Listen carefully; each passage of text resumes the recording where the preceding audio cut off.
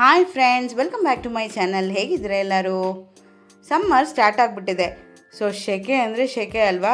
ಇವಾಗ ನಮಗೆ ಜ್ಯೂಸು, ಎಳ್ನೀರು ಇಂಥದ್ದೇ ಕುಡಿಯೋಕ್ಕೆ ಇಷ್ಟ ಆಗೋದು.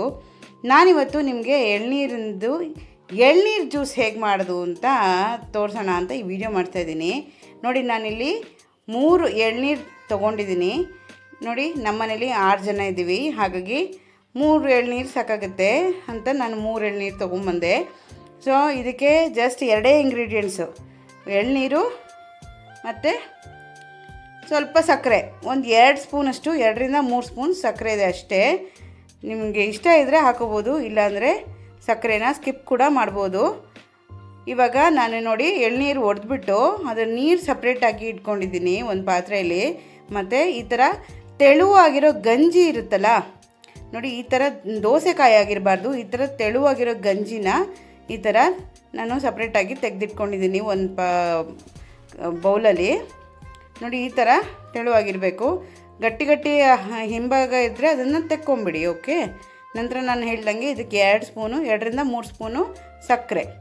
ಇವಾಗ ಏನು ಮಾಡಬೇಕಂದ್ರೆ, ಒಂದು ಮಿಕ್ಸಿ ಜಾರ್ ತೊಗೊಂಡು ನಾವು ತೆಗೆದಿಟ್ಕೊಂಡಿರೋಂಥ ಗಂಜಿ ಇದೆಯಲ್ಲ, ತೆಳು ಗಂಜಿ, ಅದನ್ನು ಮಿಕ್ಸಿ ಜಾರ್ಗೆ ಹಾಕ್ಕೊಂಡು ಅದಕ್ಕೆ ಸ್ವಲ್ಪ ಸಕ್ಕರೆ ಹಾಕ್ಕೊಂಡು ನುಣ್ಣಗೆ ರುಬ್ಬಬೇಕು ಅಂತೇನಿಲ್ಲ, ಒಂದು 2-3 ಸತಿ ಪಲ್ಸಲ್ಲಿ ನೀವು ರುಬ್ಬಿದರೆ ಸಾಕಾಗುತ್ತೆ. ತುಂಬ ನುಣ್ಣಗೆ ರುಬ್ಬಬೇಡಿ, ಬಾಯಿಗೆ ಸ್ವಲ್ಪ ಚೂರು ಸಿಕ್ಕಬೇಕದು. ಬಾಯಿಗೆ ಚೂರು ಸಿಕ್ಕಿದ್ರೇ ಅದ್ರ ರುಚಿ ಚೆನ್ನಾಗಿರುತ್ತೆ. ಚಂಕ್ಸ್ ಅಂತೀವಿ ಗೊತ್ತಾ, ಆ ಥರ ಬಾಯಿಗೆ ಸಿಕ್ಕಬೇಕು. ಇವಾಗ ಏನು ಮಾಡಿ ಅಂದರೆ, ಬೇರೆ ನೀರು ತೊಗೋಬೇಡಿ, ಎಳ್ನೀರದೇ ನೀರು ತೆಗೆದಿಟ್ಟಿದ್ದೀನಲ್ಲ ಅದನ್ನೇ ನೀರು ಒಂದು ಲೋಟದಲ್ಲಿ ತೊಗೊಂಡು ಇವಾಗ ರುಬ್ಬಿರೋಂಥ ಏನು ಗಂಜಿ ಇದೆ ಅದನ್ನು ಆ ಎಳ್ನೀರಿಗೆ ಹಾಕ್ಕೊಳ್ಳಿ.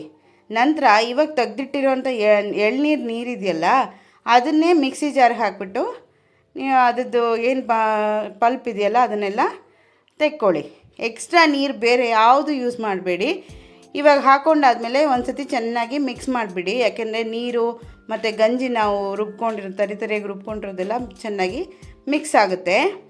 ಈಗ ಇದನ್ನು ಗ್ಲಾಸಿಗೆ ಹಾಕ್ಕೊಳ್ಳೋದು ಅಷ್ಟೇ. 2 ಇಂಗ್ರೀಡಿಯೆಂಟ್ಸ್. ಡೈರೆಕ್ಟಾಗಿ ಎಳ್ನೀರು ಕುಡಿಯೋದಕ್ಕೂ ಈ ಥರ ಎಳ್ನೀರು ಜ್ಯೂಸ್ ಮಾಡಿ ಕುಡಿಯೋದಕ್ಕೂ ತುಂಬ ವ್ಯತ್ಯಾಸ ಇದೆ. ರುಚಿಯಲ್ಲಂತೂ ತುಂಬ ಚೆನ್ನಾಗಿರುತ್ತೆ. ಬಿಸಿಲಿಗೆ ಹೋಗಿ ಬಂದಾದಾಗ ನೀವು ಎಳ್ನೀರು ಪಾರ್ಸೆಲ್ ಮಾಡ್ಕೊಂಬಂದು ಜಸ್ಟ್ ಒಂದು 10 ನಿಮಿಷದಲ್ಲಿ ಇದನ್ನು ಮಾಡ್ಕೊಂಬಿಡ್ಬೋದು. ತುಂಬ ರಿಫ್ರೆಶಿಂಗ್ ಆಗಿರುತ್ತೆ. ಆಫ್ಕೋರ್ಸ್ ಎಳ್ನೀರು ಅಂದರೆ ತುಂಬ ಒಳ್ಳೆ ಹೆಲ್ತ್ ಬೆನಿಫಿಟ್ಸ್ ಎಲ್ಲ ಇದೆ. ಎನರ್ಜಿ ಬೂಸ್ಟರ್ ಅದು, ಸಡನ್ ಎನರ್ಜಿ ಬೂಸ್ಟರ್ ಅದು ಎಳ್ನೀರು, ನಿಮ್ಗೆ ಗೊತ್ತೇ ಇರುತ್ತೆ. ಖಂಡಿತ ಎಳ್ನೀರು ಹಾಗೆ ಕುಡಿದಿರ್ತೀರ, ಈ ಥರ ಒಂದು ಸತಿ ಟ್ರೈ ಮಾಡಿ. ನಿಮ್ಮ ಮಕ್ಕಳು, ನಿಮ್ಮ ಮನೆಯವರೆಲ್ಲ ಇದೇ ಥರ ಮಾಡಿಕೊಡಿ ಅಂತ ಡಿಮ್ಯಾಂಡ್ ಮಾಡ್ತಾರೆ ನೋಡಿ, ಅಷ್ಟು ರುಚಿಯಾಗಿರುತ್ತೆ. ಆ್ಯಕ್ಚುಲಿ ಈ ರೆಸಿಪಿ ನನಗೆ ನನ್ನ ತುಮಕೂರಲ್ಲಿರೋ ಒಬ್ರು ಚಿಕ್ಕಮ್ಮ ಹೇಳ್ಕೊಟ್ಟಿದ್ದು. ನಾನು ಅವ್ರ ಮನೇಲಿ ಅವ್ರು ಮಾಡಿಕೊಟ್ಟಿದ್ರು, ಕುಡಿದಿದ್ದೆ. ನಿಮಗೂ ತೋರಿಸ್ಬೇಕಂತ ಈ ರೆಸಿಪಿ ಮಾಡಿ ತೋರಿಸ್ತಾ ಇದ್ದೀನಿ. ಟ್ರೈ ಮಾಡಿಬಿಟ್ಟು ಹೇಗಿತ್ತಂತ ಕಮೆಂಟ್ ಬಾಕ್ಸಲ್ಲಿ ತಿಳಿಸಿ.